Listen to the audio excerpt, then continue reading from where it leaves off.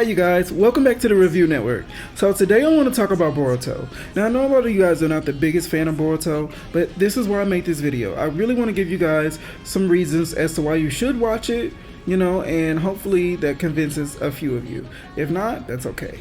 But number one, character development. Since the start of Naruto, we have appreciated the character development that the anime has given us. It really shows, from the start of the anime to the end, how different these characters become, whether it's their personality or just ability or both. It's really exciting, because character development is just something I've always loved in any show I watch. I just love to see the character grow in some way, and I feel like Naruto has always done that really well, and I feel like that's what Boruto is doing now as well. They're really showing character development, and I know a lot of people they're not the biggest fan of Boruto, and that's mostly because of his personality.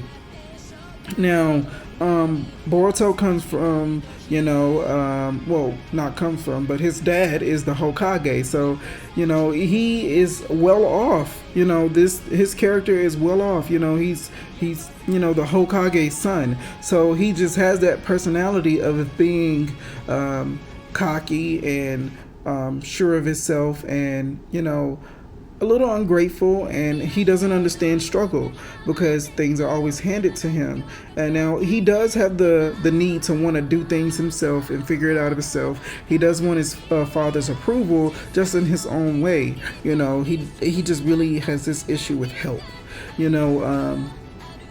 Just because he's just so confident in who he is, and that can come off just a little bad, and it's never displayed properly, his character isn't, and that's okay because it does have growth to it, and you see that starting now, where the series is at this point. There's a difference in who he was then and now, and I really appreciate that, and it just reminds me how great the character development is in this show.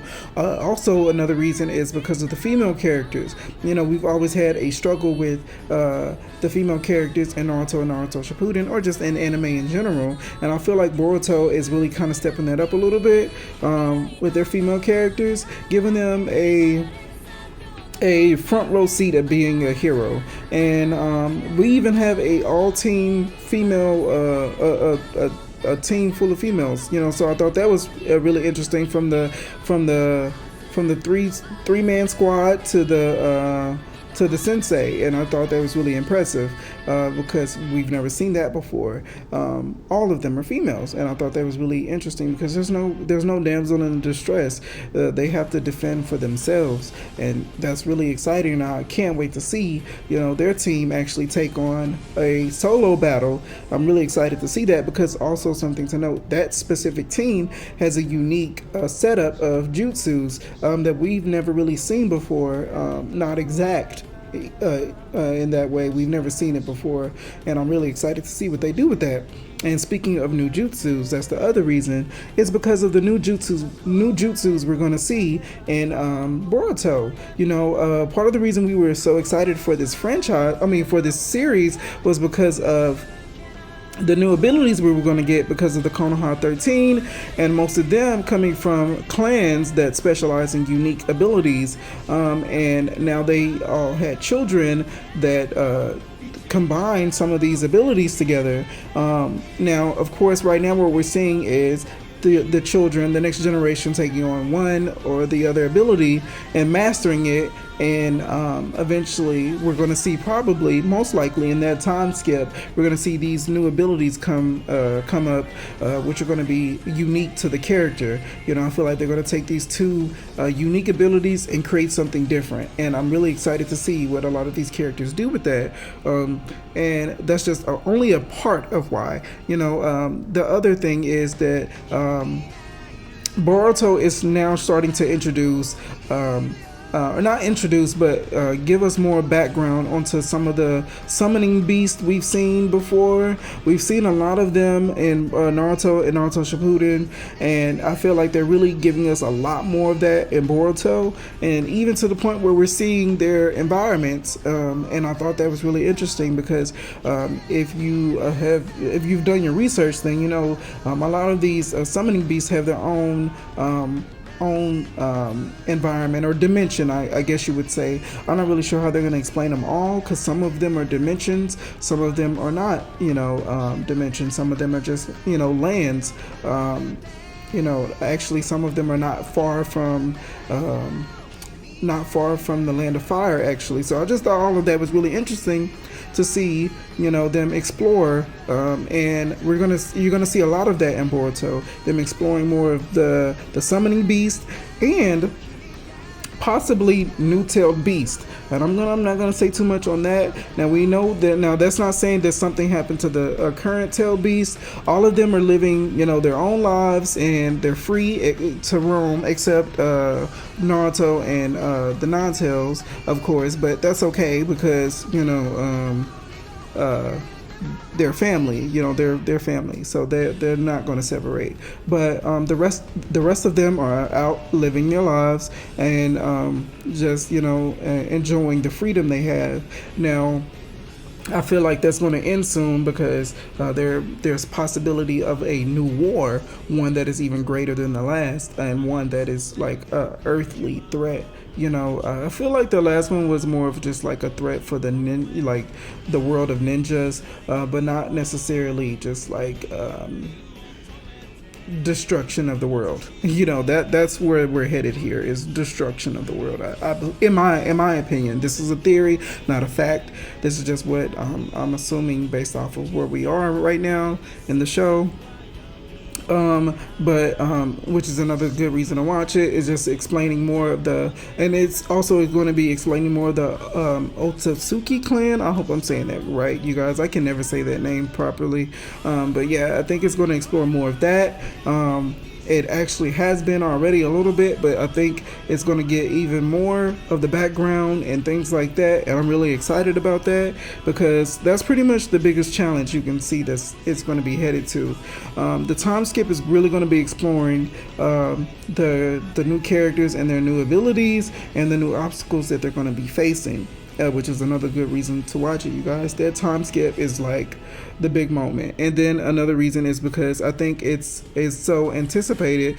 Kishimoto has returned to writing, which is why they've extended the series, so we're not even going to see the time skip for a little bit because he's back on the writing team and he's adding more to the show as of right now. So I think there's going to be a little bit of a wait before we even see the time skip, but that's okay because that means more time to develop these characters, get them on their right paths, so all of them can equally develop their abilities. And I'm honestly excited to see what they do with that. I'm really excited to see how they develop these characters in the time skip. And also to note, the storyline is still really, really good, you guys. The storyline is good. It's not better than Naruto, of course, but it's still really good. And I think that's another reason why I'm still like watching. It's because it's not a bad storyline, and it's still exploring a lot of the Shinobi World parts that we've never seen before. They're exploring things that we never got to experience in Naruto, where they kind of just I'm not going to say they looked over, but they kind of gave us a tease and then moved on. They never really allowed us to explore these things. Like, for example, going back to the summoning beast, something that a lot of people never paid attention to was just like in Naruto Shippuden, the giant turtle that they were on when Naruto was training to learn to control the tail beast chakra.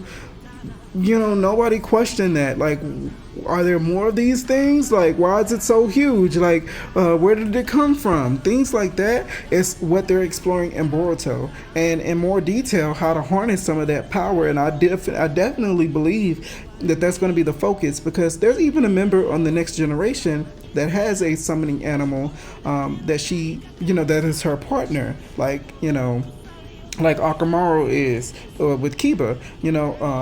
is just her partner. And I thought that was really interesting because this summoning animal has a unique ability, and they work together with this unique ability. So I thought that was really interesting because I feel like they're going to explore that more. And of course, her power is going to grow, in this time skip. Who knows? Maybe that's a new Sage mode we're going to be looking at. Maybe we could be looking at a bunch of new Sage modes. As we know, we've seen the Toad and the Snake Sage. And we even see a very full-on, powered-up Snake Sage mode in Boruto, which looks amazing, by the way. Just want to point that out. But that just leads me to my next statement: is there a Slug Sage mode? Who would have the Slug Sage mode? That would be really interesting to see where they go with that. There's so many other summoning animals where there be more different types of Sage modes or unique abilities coming from these animals. Even the Nara clan has a forest for themselves with deer that protect the with these unique type of deer, I believe, or I think they're reindeer or deer. They're one of those.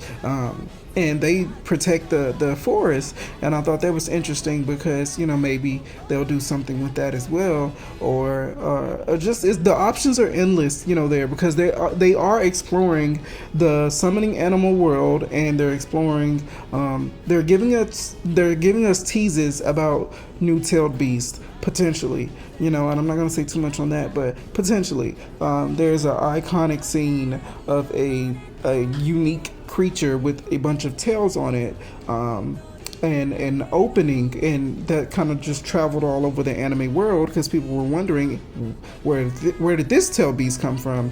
It's just interesting to see them really giving us a new world to look at, a deeper side of the ninja world that we've never seen before, and I'm really excited about that.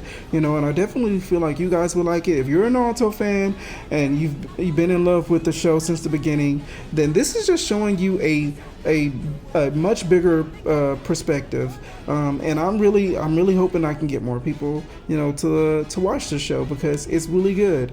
But you guys go check it out, come back, tell me what you think. And that's all the time I have. Thanks for listening, you guys.